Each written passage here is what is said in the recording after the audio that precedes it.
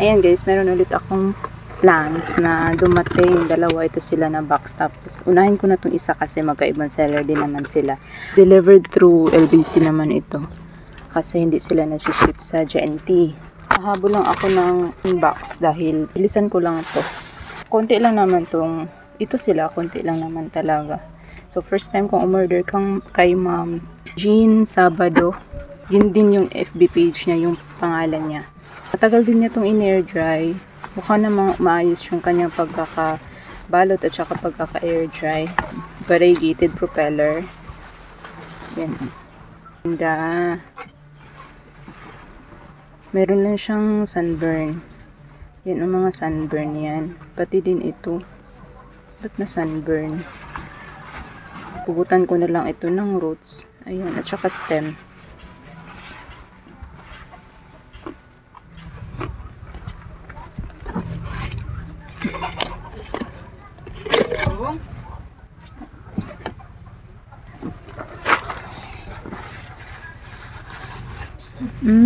Free niya. Si ano to, si Ganzo. Ang ganda oh. Diba malaki na siya? Ayan, may flowers. Ayan, may roots na rin siya oh. Ano siya? Head chop. Next. Medyo maingay na yung paligid dahil uwian na ngayon. Marami ng motor na dumadaan. Kaya naman, pagpasensyahan nyo na kung maingay yung paligid natin. Ayan, sino nga ulit yung pangalan nito? Basta hinahanap ko si Jin Johe kasi nakita ko kay Sis Jen na maganda yung Jin Johe niya. Kaya lang wala siyang available. So, in-offer niya to. Kaya ito na lang binili ko. Maganda din naman. Curly leaves. Medyo marami na rin siyang tuyo na dahon. Which is normal kapag nag-air dry ka. Yan. Separate ko na lang din siguro to. Paghiwalayan ko to bago itanim. Ayan. Si Far Ice plant guys. Kitang-kita yung variegation niya. Mura lang to sa kanya guys. Ayan. Nabubuhay naman din talaga yung ice plant dito sa akin. Medyo nagkakakrak na yung dahon niya. Nasubrahan yan sa tubig kapag ganyan. May nag-video okay sa unahan guys. Sana lang hindi nyo marinig. Ayan. Hindi ito siya sedum. Si firestorm. Ano siya? Giant na firestorm. Sabi ni ma'am. Kasi iba din naman talaga yung dahon niya. Ganyan yung dahon niya. At saka ganyan yung kulay niya. Yung pagka-orange din ng kanyang ito. Ayan. Parang stripe siya eh. Ibang-iba doon sa firestorm. Sana palago ko to. Pero okay naman talaga yung mga sedum dito sa area ko guys. Alam kong mabubuhay sila dito. Ang ganda ng kulay oh. Ba? Parang pininturahan lang. Madiba. Ayan. Mura lang kasi. Yan. Si Madiba drops. Kasi diba yung Madiba ko na maalam. Dahil nabulok yung gitna. Tapos yung mga propasanan niya, nasira din. Pinakailaman ng pusa. Kaya yun. Mura lang din kasi to guys. As in.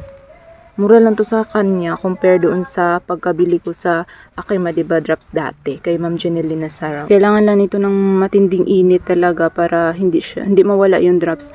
Dahil yung akin naman dito guys, so far hindi naman yun nawala. Nabulok lang siya. Hindi ko alam kung bakit. Anong nangyari? Bakit siya nabulok? Sa gitna.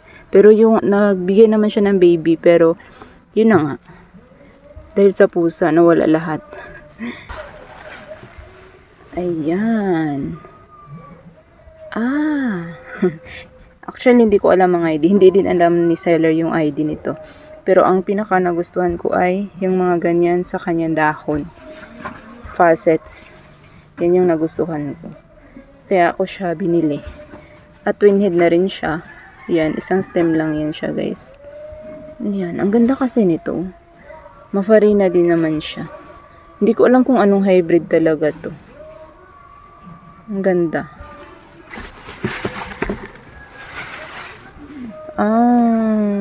Sino nga to? Si Bill Grave. Ayan. Ang liit pala niya. Kala ko malaki siya. Pero at least, ano na siya? 1, 2, 3, 4 heads na. Ayan. Ang ganda din ang kulay nito. Oh. Hindi ko alam kung ganito din ba yung kulay. Tapos yung tips ba niya guys? Ayan, parang may yellow. Ang ganda. Hindi ko alam kung kagaya din ba siya ni Compactum. Kasi si Compactum, mahirap buhayin dito sa akin. Baka ganun din ito siya guys. Pero try lang din natin. Si Garnet Lotus.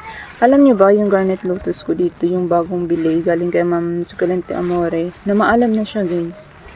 Ang bilis. Pero feel ko rin kasi, meron yun siyang sakit. Kasi, pansin nyo, nakaganon lang yun siya dati. Oh. Nakaganito lang siya lagi. Pero ito hindi naman. Naka-open naman siya. So, mura lang din naman. Kaya, grab na ako sa kanya. Ayan, may roots na rin siya. Oh. Pero yung kay Ma'am Succulent de Amore, mukhang hindi talaga yun siya nag-root sa akin, guys.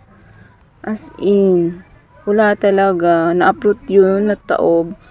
Nung nakita ko, wala siyang roots. Pero ito, ayan, may new roots na siya. Ayan. Ang bigat nito. Ayan. May si Helena. Finally, may Helena na rin ako. Oh, bongga ng kulay. Ang ganda. Gusto ko itong mapalaki kasi maganda to kapag yung malaki talaga siya. Ayan. Ang ganda ng kulay, oh. Diba?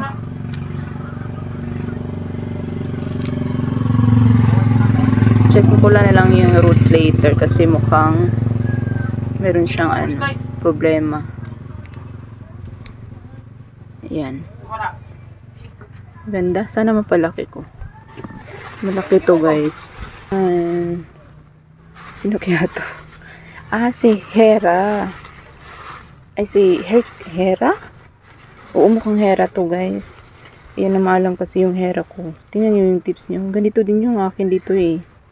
Ganyan. Pero, namaalam nga. Uy, may baby pala to. May dalawa na. Oh. Yan. Meron siyang dalawang babies. Galing. Magaling din siya mag-air dry, ha? Saka hindi siya yung rush. Hindi siya pang madalian. So, okay na yung hindi nagmamadali. Kaysa sa dumating na mga sira yung halaman mo.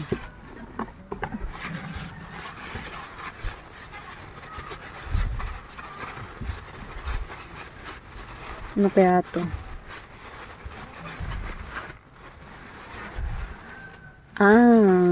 Malaki din naman pala yung Bashful.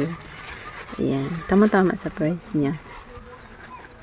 Namaalam kasi yung Bashful ko dito guys. Nasira sa soil mix ko. Niripat ko. Tapos, ang ginamit ko na soil mix nun ay more on compost. Kaya, yun. Namaalam siya. Hindi na lumaki. Lumiit na siya ng lumiit. Instead na lumaki. Kasi, mabilis yung lumago sa akin eh. Simula nung niripat ko nga, yun, nasira na. Maraming nasira na plants ko dahil sa soil mix na yun. Kaya, nag-decide ako na talagang baguhin. Isang plant lang din naman pala siya. Multiple heads. Marami na siyang baby. Medyo basa-basa, pero okay lang. Ayan lang lahat yung nabili ko kay Ma'am Jen Sabado guys. At may isa akong free. Ayan. Isama ko na to doon sa mga ganso ko na nandun. That was it for today's video guys. Sana nag-enjoy kayo at salamat sa mga sumusuporta lagi.